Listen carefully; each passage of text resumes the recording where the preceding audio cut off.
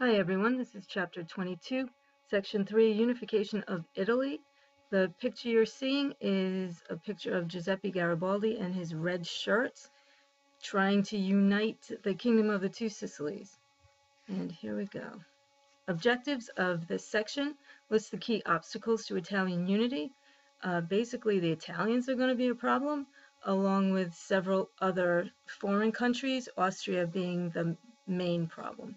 Understand the roles Count Camillo Cavour and Giuseppe Garibaldi played in the struggle for Italy, two of the most famous nationalists in the Italian unification history. Describe the challenges that face the new nation of Italy. Once again, the Italians are going to be a problem, and the Pope is going to be an extra problem. Terms and people, please read these for yourselves. How did influential leaders help to create a unified Italy? Italy had not experienced political unity since Roman times. The fall of Rome in 476 led to problems from that point on. The area known as the Boot had not been united since then. That changed in the 1800s, however, when leaders such as Giuseppe Mazzini and Count Camillo Cavour worked to build a united state. Napoleon's invasions stirred Italian nationalism in the early 1800s.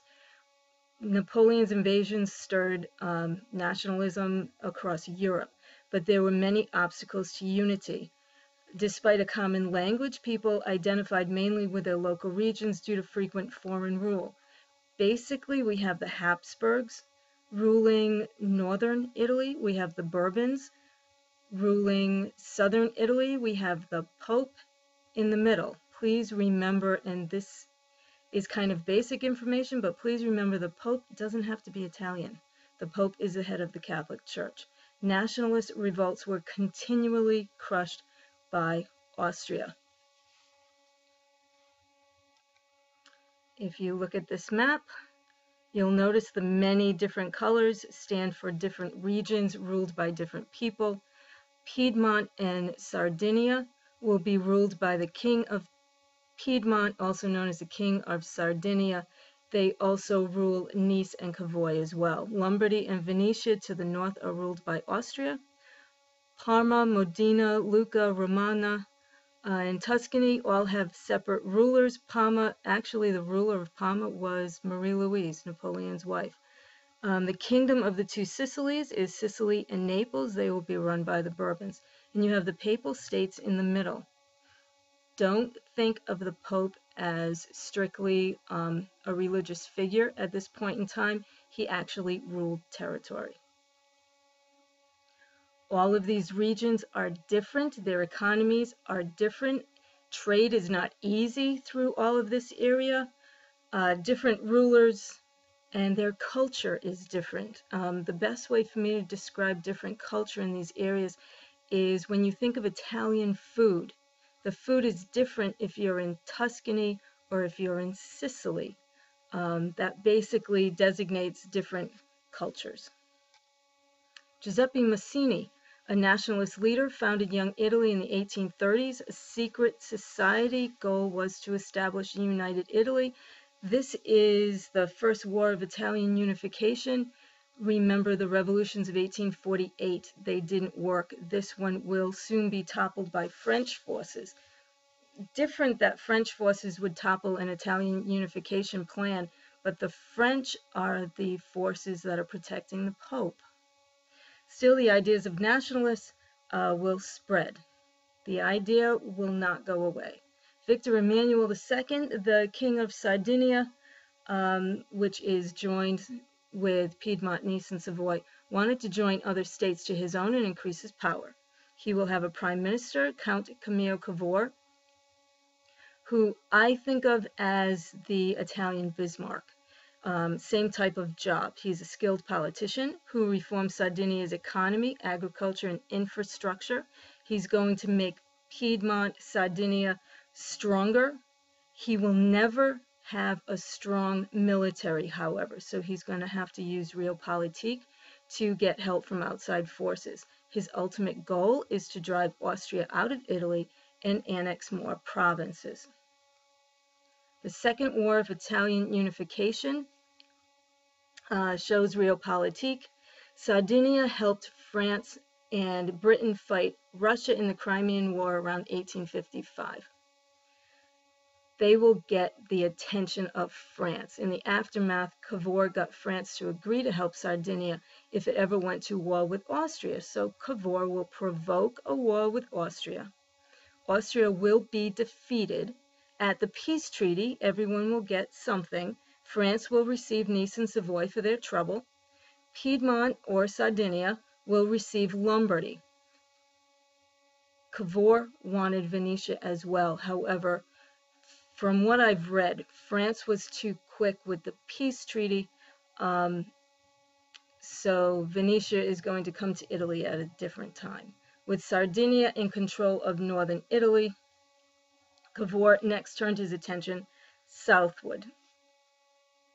In Italian unification, if you notice, once Piedmont, Sardinia unified with Lombardy, the regions of Tuscany, Parma, Modena, and Romagna will overthrow their leaders and will join with Sardinia to make a bigger Sardinia. Victor Emmanuel II will be their king. So Italian unification will happen under Victor Emmanuel II. Next, this is Piedmont. This is Sardinia.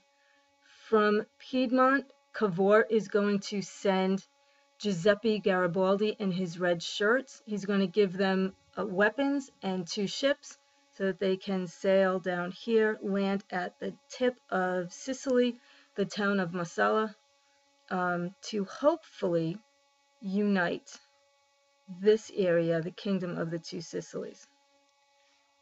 In southern Italy, Giuseppe Garibaldi led a volunteer force of 1,000 red shirts.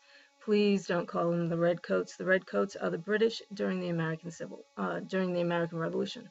Garibaldi was a nationalist and an ally of Mazzini. Using weapons and ships supplied by Cavour, the red ships won control of Sicily and marched toward Naples. They will unite the kingdom of the 2 Sicilies. However, now Cavour and Victor Emmanuel II are going to be worried that Garibaldi is going to take this territory for himself. Here is a picture of what's left of one of Garibaldi's actual red shirts. I found this interesting. They say that any of the spots on it is actually blood, and that this shirt was worn by Garibaldi himself in battle, and he also had this shirt on when his wife died in his arms. It's now kept in the Sons of Italy Museum in New York. Garibaldi was actually on Staten Island for a period of time in the 1850s. Cavour feared Garibaldi would set up his own republic in the southern part of Italy. However, when Victor Emmanuel sent Sardinian forces to confront Garibaldi, Garibaldi turned over Naples and Sicily. Victor Emmanuel II was crowned King of Italy in 1861. However, Italy will not be completely united until the end of the Franco-Prussian War in 1870. Italy won the province of Venetia during the Austro-Prussian War and won Rome during the Franco-Prussian War. It was finally a united land. The Papal States will be the last to be added to Italy, a unified Italy. The French garrison protecting Pope Pius IX was recalled during the Franco-Prussian War. The papacy did not officially hold any land from the end of the Franco-Prussian War, 1870, to 1929, when Vatican City was established. All of this was done under Mussolini. Italy became a unified state between 1858 and 1870. Rome, being right in the middle, was considered the capital of Italy back in 1861. However, it's going to take a longer time to get all the papal states. Now, Italy is going to face many problems. Regional rivalries and differences made it hard to solve problems. They'll have the problem that the United States had at the beginning. The North is rich, had a tradition of business and culture. Please remember they were owned by Austria for quite a while, whereas the South is rural and poor. And during this time, we see the beginnings of the mafia. Popes resented seizure of the Papal States and urged Italian Catholics not to cooperate with the new government. This is going to cause a big problem since I would think the majority of Italians are Catholic. Under Victor Emmanuel II, Italy became a constitutional monarchy. He set it up nicely with a bicameral or two-house legislature. The lower house was actually elected, but only a small number of men had the right to vote. And the upper house was filled with king-appointed members who could veto laws passed by the lower house. So yes, we have a constitutional monarchy, but the king is definitely in control. Turmoil broke out in the late 1800s as the left struggled against a conservative Italian government. Socialists organized strikes, anarchists turned to violence as they usually do. In response, the government extended suffrage to more men, passed laws to improve social conditions. This is all really nice. Set out to win an overseas empire in Africa. However, Italy will never be very strong. Italy will be the only European power to not have an empire in Africa. They will be the only European country to lose to an African country. They will lose to Ethiopia. When it comes time for World War I, please remember they're in the Triple Alliance with Germany and Austria-Hungary. However, they will change alliances and become part of the Triple Entente. Because of that, neither side is going to trust them. And when it comes to actually helping during the World War, they're not very strong militarily. And when it comes to the peace treaty, Italy will basically get nothing. Italy developed economically, particularly after 1900. Industries developed in northern regions and people moved to cities. Though a population explosion created tensions, many people chose to emigrate, which calmed things at home. But if people have to leave the country to get a calmer country, then there's major problems in Italy. And that is Italian unification.